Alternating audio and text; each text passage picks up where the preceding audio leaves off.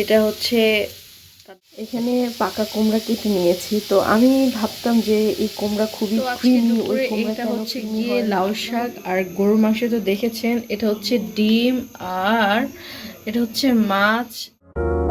আসসালামু আলাইকুম, আপনি স্বাগতম রেকর্ড বা আরফিজি রান্না করে। সো আজকে গাছগুলাকে একটু ধরলাম যে গাছ শুধু নিজের যত্ন নিলে তো হবে না, গাছেরও একটু যত্ন নিতে হবে। দ্যাটস ওয়াই গাছের পাতাও মানুষের মতো বুড়ো হয়ে যায়।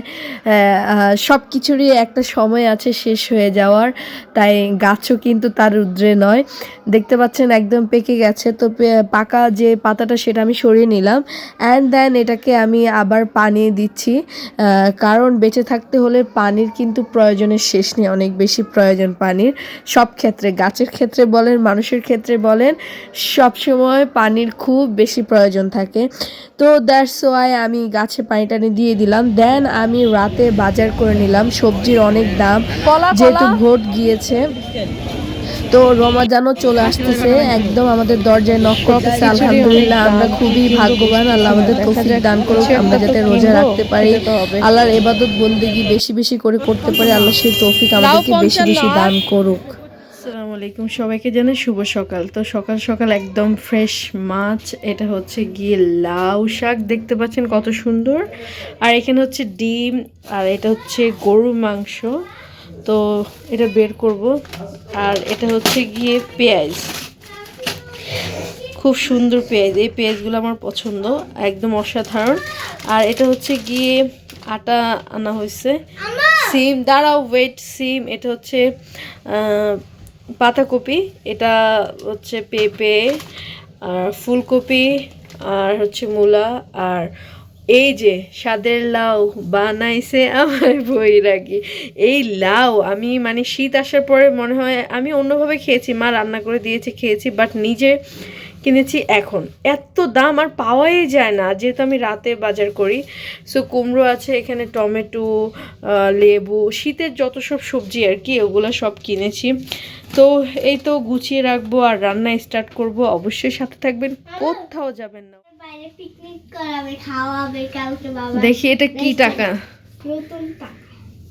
নতুন টাকা দেখি তো। নাইস, 1000 টাকা নতুন, তাই না?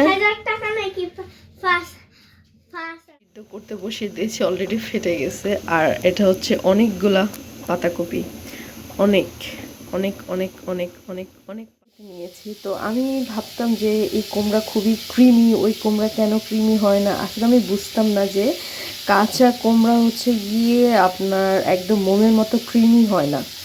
তো পরে একজন বললো আমাকে, এক দোকানদার, যে আপা পাকা কুমড়া আছে নিয়ে যান। তো আমি পাকা কুমড়া নিয়ে গেছি, বসে খুব মজা হবে। পরে দেখি আসলে এত মজা হয়েছে। তো সেই থেকে আমি বুঝলাম এত দিন পর যে আসলে পাকা কুমড়া হচ্ছে মানে আমি যে স্বাদটা চাই আর কি, ক্রিমি। অনেকে দেখা যায় যে এরকম মোমের মতো ক্রিমি স্বাদটা চান না, তারা একটু কম কাঁচা কুমড়া নিলে, পাকা কুমড়া নিলেই হবে। তো যাই হোক, আর এখানে আমি মুগ ডাল দিয়ে আজকে পেঁপে রান্না করব। আর আমি পেঁপেগুলা এরকম সাইজ কেটে নিয়েছি। ডাল দিয়ে এরকম রান্না করলে দেখা যায় যে একটা ডিম সিদ্ধ করলেও খাওয়া করবো। এই শীতে এই ফার্স্ট টাইম আমি এটা করতেছি। অলরেডি মশলা কষানো ডান, এখন আমি এটা দিয়ে দিব একদম মানে পানি, একদম অল্প একটু পানি দিয়ে এটাকে ড্রাই ড্রাই ভাজি করব। এটা ড্রাই ড্রাই ভাজি অনেক মজা হয়, এটা সুখের কথা। এটা রুটি দিয়ে বা ভাতের সাথে, বেশিরভাগ রুটি পরোটার সাথেই বেশি যায় এটা। এটা সবারই পছন্দ, আই হোপ আমার মতো। এটা খুবই মজা হয়, খুব খুব খুব। তো সুযোগ হয় নাই, আজকে সুযোগ হলো, ভাবলাম যে না, আলু ভাজি অলরেডি ডান, দেখতে পাচ্ছেন ধনিয়া পাতা দিয়ে দিয়েছি, এটাকে নামাই ফেলবো।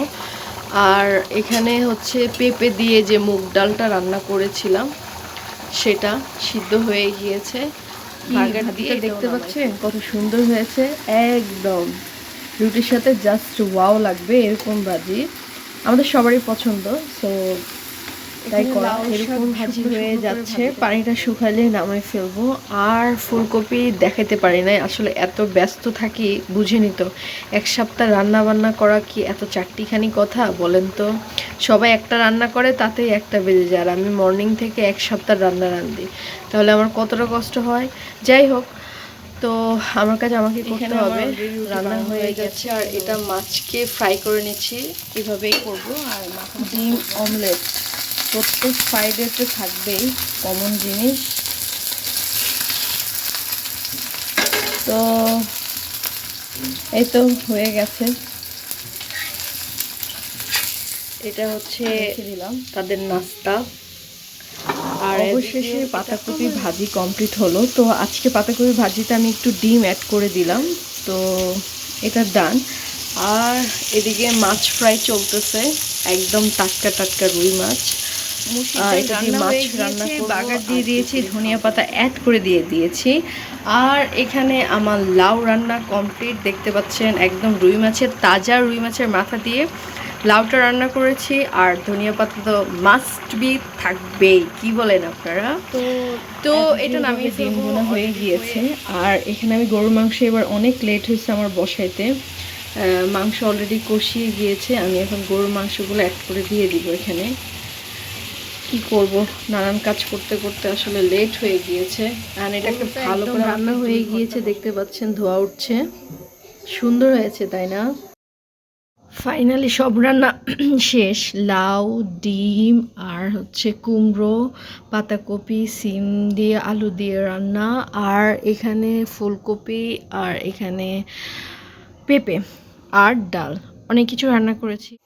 তো আজকে দুপুরে এটা হচ্ছে গিয়ে লাউ শাক আর গরুর মাংস তো দেখেছেন, এটা হচ্ছে ডিম, আর এটা হচ্ছে মাছ, এটা হচ্ছে সিমের ভর্তা, এটা হচ্ছে গিয়ে আলহামদুলিল্লাহ আমি দুপুরে লাঞ্চ করতে বসে গিয়েছি। এটা ছিল শাক ভাজি, ছিল ছিল সিম ভর্তা, ছিল ঝাল ঝাল করে, যেহেতু অসুস্থ।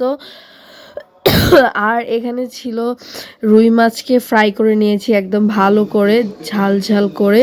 অ্যান্ড দেন আমি এখানে ডিম সিদ্ধ করে ডিমটাকে একটু মাখো মাখো করে রান্না করেছি, মানে সব কিছু যাতে মুখে ভালো লাগে।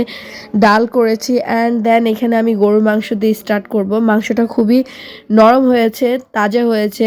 আমি জানি না কি জানি, শপ থেকে কিনলে, স্বপ্ন বা আদার্স মল থেকে কিনলে দেখা যায় যে গরুর মাংস এরকম সফট থাকে, ভালো মাংস পাওয়া যায়।